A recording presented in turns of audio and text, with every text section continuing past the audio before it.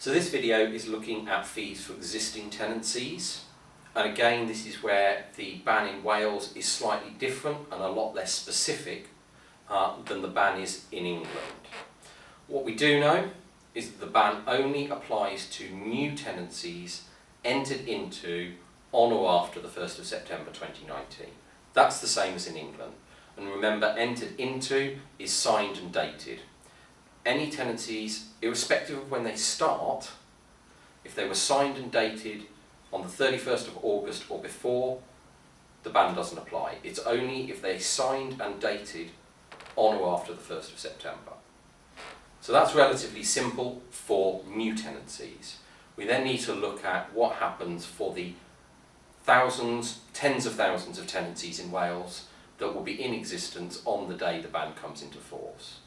In England, they have some really detailed provisions about what happens to those tenancy agreements, but in Wales they haven't been that specific. So what we know is that if a new tenancy agreement is signed, i.e. the tenancy is renewed, a new contract is entered into, the ban most definitely applies to those new tenancy agreements. What is a little bit questionable in Wales is what happens where tenancies drop onto either contractual or statutory periodics. There isn't any guidance from the Welsh Government on what happens to those. Therefore, we are taking the view that because we are both talking in England and Wales about the Housing Act 1988, and the English ban has given guidance, we think it is relatively safe to follow the English guidance in Wales, even though the Welsh Government hasn't specified.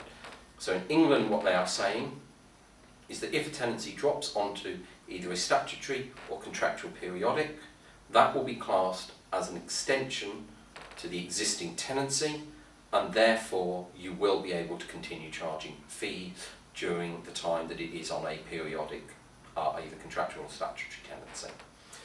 Therefore, you will be able to charge on periodics. You will not be able to charge if the tenancy is actually renewed under a new tenancy agreement.